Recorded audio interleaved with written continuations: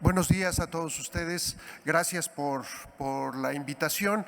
Yo quisiera, si nos permiten la primera presentación, el hacerlo brevemente con una presentación. Son demasiadas transparencias, me voy a ir muy rápido tratando de cumplir con los tiempos. Déjenme si me familiarizo. Sí. Uno de los elementos importantes es, ya lo dijo el doctor Manuel Perló, en dónde estamos y en dónde vivimos, ¿no? Nuestros antepasados decidieron que este era el mejor lugar para establecerse y tiene entonces mucho que ver con lo que vivimos ahora. Esta gran decisión de colocar Tenochtitlan en medio de un gran lago, en una cuenca cerrada y rodeada, fue un lugar muy atractivo, pero desde ese momento se marcó que eventualmente tendríamos nosotros consecuencias importantes relacionadas con una cantidad de fenómenos que están en este lugar. Esto solo por mencionar algunos de los fenómenos que establece la Ley General de Protección Civil en la parte de fenómenos hidrometeorológicos y geológicos. Ahí están plasmados una gran cantidad de ellos y hablaremos brevemente de algunos. No tocaré mucho de la parte del peligro volcánico, esto lo hablará el doctor Hugo Delgado, pero es un elemento importante. A veces se nos olvida que en esta gran ciudad hay 140 volcanes ya no activos de carácter monogenético y que estamos a 60 kilómetros de distancia del volcán Popocatépetl, un volcán que lleva ya 23 años de actividad y que por su distancia a la Ciudad de México uno de los elementos importantes es la caída de ceniza. Este es un mapa en donde a lo largo de estos 23 años podemos nosotros observar que en varias ocasiones esta gran ciudad ha sido cubierta por ceniza, lo mismo que Puebla, lo mismo que la ciudad de Cuernavaca y de Cuautla. Todas las ciudades alrededor han tenido y han sufrido este elemento. Y hay que ver las dos condiciones, estando cerca, el tipo de fenómenos a los que estamos expuestos es más crítico, por eso hay un radio de 12 kilómetros de exclusión alrededor del volcán Popocatépetl, pero como el nombre lo dice, montaña que humea, sus cenizas alcanzan distancias más grandes. Y como lo podemos observar en esta fotografía y sobre todo en esta siguiente, la caída de ceniza, y uno de los elementos que más fácilmente hacemos es barrer esa ceniza y se va al drenaje. El drenaje con el agua mezclado con la ceniza, hacemos un cementante. Y uno de los primeros riesgos es qué sucede en esta ciudad si una gran caída de ceniza importante, que sería por ejemplo 1 centímetro, después de una lluvia torrencial como la del día de ayer, se queda en el drenaje y nos quedamos sin drenaje. Nosotros iríamos al baño, nos lavamos las manos y sale el agua, pero no se ve el agua. Usamos la regadera, sale el agua, pero no se ve el agua. Usamos el excusado y tampoco se ve el agua, y eso no solo en una casa, sino en todo lugar. Entonces son elementos muy importantes que debemos de considerar, y también la parte del sur en donde se encuentran la mayoría de estos elementos volcánicos. Utilizamos esta gráfica para mostrar la relación entre el riesgo, el peligro y la vulnerabilidad. Aquí el peligro es la actividad volcánica, esa no la podemos controlar, no podemos hacer nada para detenerla. Y la vulnerabilidad, como está manifestado en esta transparencia, las casas cercanas, si no tienen la capacidad o porque están muy cerca o porque su estructura no es suficiente, serán vulnerables. Es la única parte en la que podemos influir, la vulnerabilidad, y es parte de lo que se trata y se discute en estas reuniones. Pasamos otro de los elementos. Al vivir en una ciudad que era un lago y al haberlo utilizado, el lago está ahora debajo en una forma diferente, saturando las arcillas, y esto hace que esta zona vaya perdiendo piso. Este es un ejemplo de una fotografía del 57 cuando se cae el Ángel, comparada con una fotografía reciente en donde ven la diferencia de escalones. En este lugar ha habido un hundimiento aproximadamente de 2 metros. No se hunde el Ángel de la Independencia porque está ubicado sobre pilotes de madera. La inestabilidad de laderas, estamos rodeados por una serie de montañas y de sierras, y esto también es un elemento importante. Ahí se puede ver uno de los ejemplos en Tijuana, en la parte superior derecha, y también podemos observar, por ejemplo, en la parte de abajo, uno de los elementos de los que ya no hablamos y nos acordamos, la parte de Santa Fe. Y estos es también otros lugares aquí dentro de la Ciudad de México en donde podemos ver nosotros que al ir estableciéndose en ese lugar, lo que hemos venido haciendo es aumentar el riesgo. El peligro está latente y eventualmente estas casas se pueden perder, y estos fenómenos, como ya se vivió en aquellas tormentas importantes en el 2013 de Ingrid y Manuel. Si nos acordamos de la Pintada, fue uno de los fenómenos severos, deslizamientos de laderas, difícilmente puede uno rescatar personas. Hay una serie de imágenes, infografías en las que hablan cómo ir preveniendo y cómo darnos cuenta de qué es lo que sucede. Tocamos brevemente la parte del sismo. Vivimos en un país sísmicamente activo. Ese es uno de los elementos que tenemos que reconocer. El Servicio Sismológico, dependiente del Instituto de Geofísica y de la UNAM, reportó el año pasado 26.123 sismos. Yo sugeriría pedir el presupuesto en función de cada sismo. Si le multiplican por 100, se resuelve el presupuesto, pero y las barras indican los millones de habitantes que estamos directamente sobre esta zona. Y ya el recordatorio de septiembre del año pasado es muy claro, y ojalá la gente pudiera decir: no va a volver a temblar. Lo dijo el doctor Manuel Perló. Sí, vivimos en un lugar sísmicamente activo y tendremos que establecer y hacer una serie de elementos para que no pase. Ese septiembre, a ver si puede, si le damos un clic, a ver si avanza ahí la presentación. Si no, lo dejamos ahí, si regresamos a esta. Son todos los fenómenos. En ese septiembre ya había habido una cantidad de elementos. Había entrado Harry cruzando la península, Katia, Pilar, Max, Lidia y después los dos sismos. O sea, teníamos, por alguna razón, nos pusieron a prueba a todos los mexicanos en diferentes regiones: Chiapas, Oaxaca, Morelos, Puebla y la Ciudad de México, pero Veracruz y Guerrero ya habían sufrido una serie de embates hidrometeorológicos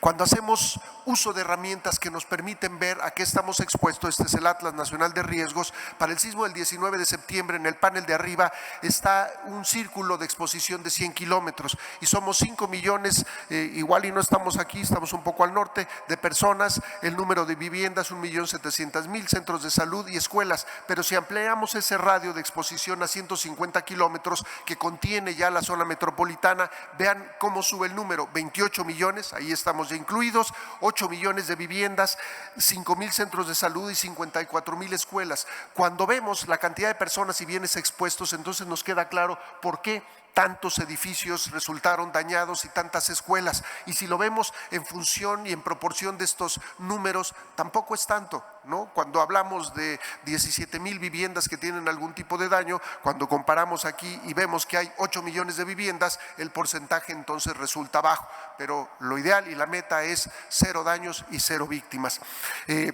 El Atlas permite ubicar las zonas importantes. Después del sismo se ubicaron rápidamente las viviendas importantes y este es un comparativo que refuerza en dónde vivimos. Está la comparación de los daños en 2017 y los daños en 1985. Son sismos diferentes, uno de 400 kilómetros de distancia, el de 1985 de magnitud 8.1 y el del 19 de septiembre pasado más cercano, pero lo que sí vemos es una coincidencia, y esta coincidencia tiene que ver en las edificaciones y la zona sísmica en la que nos encontramos. Ese es uno de los elementos en donde yo les preguntaría a ustedes si pueden levantar la mano aquellos que conocen en qué zona sísmica viven. Por favor, levanten la mano. Si se fijan, deberíamos de ser todos. Levanten la mano el que sabe cuál es el código postal en el que vive.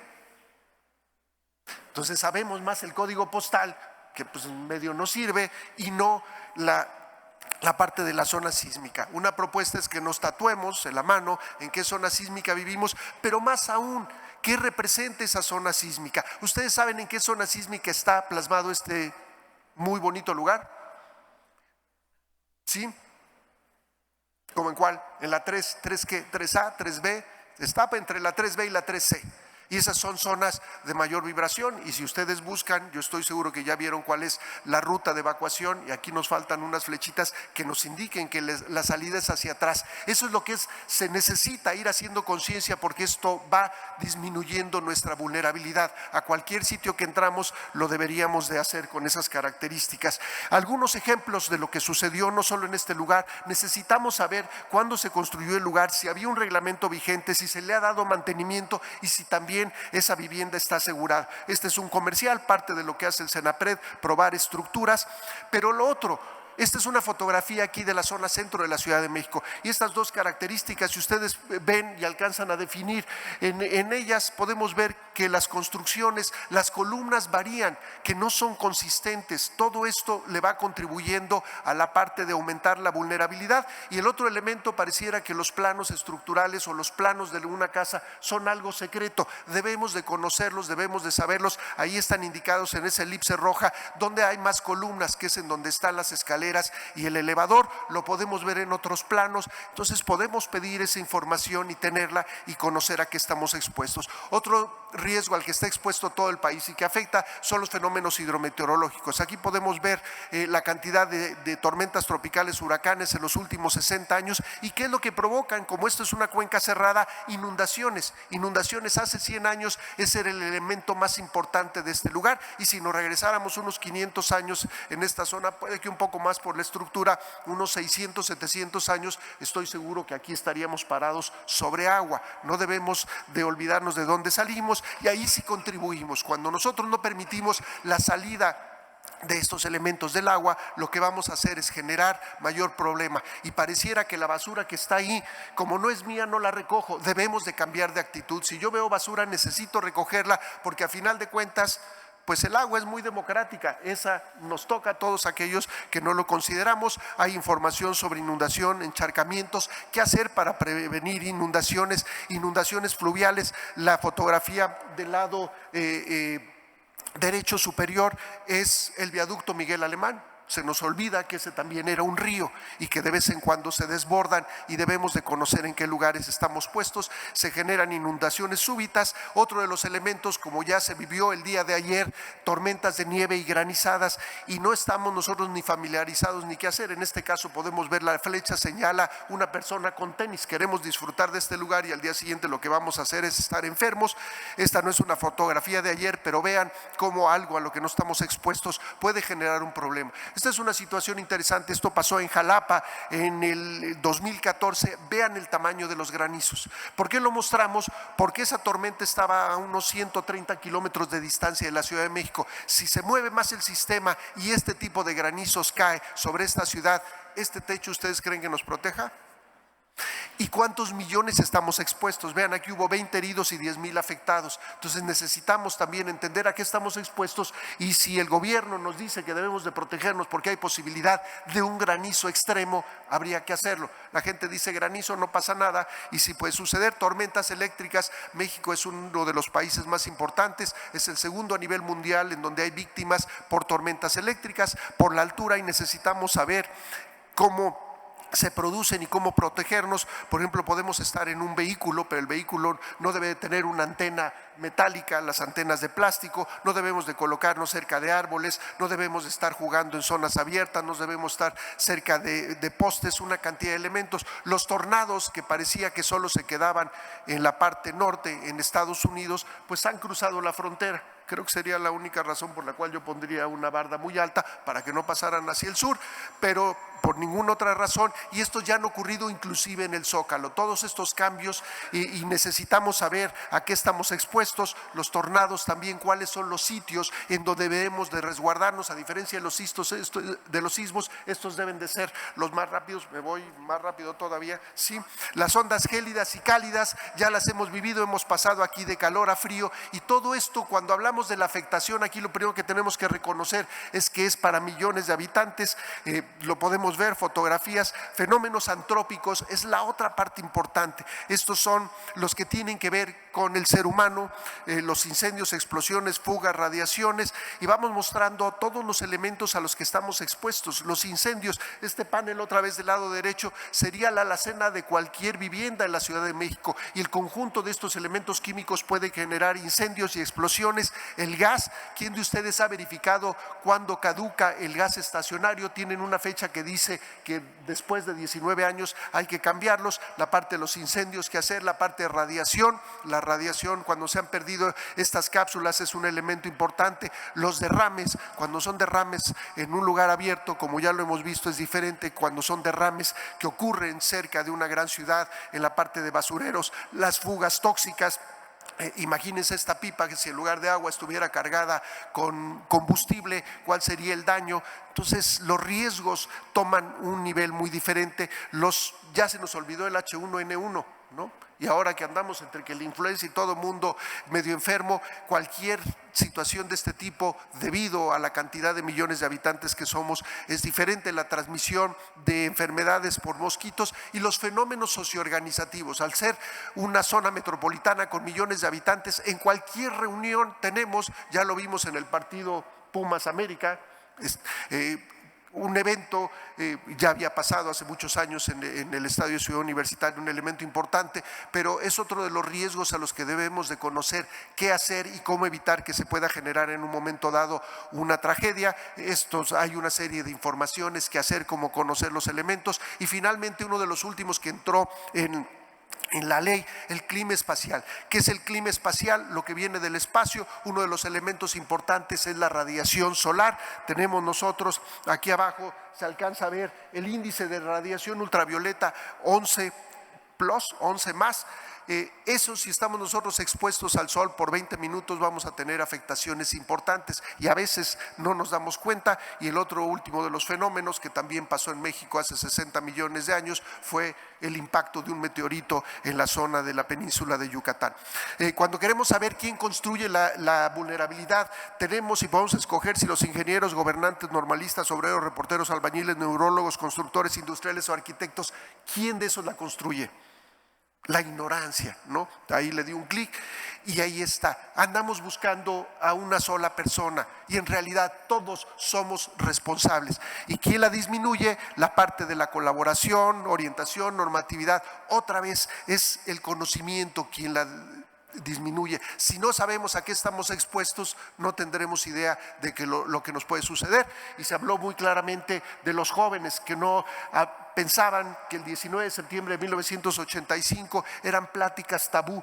Cuando yo empezaba a hablar, mis hijas volteaban y decían, ay, otra vez van a hablar de sismos. Y ahora de lo único que hablan o de lo que hablaron por mucho tiempo fue de los sismos. Entonces necesitamos conocer estos elementos.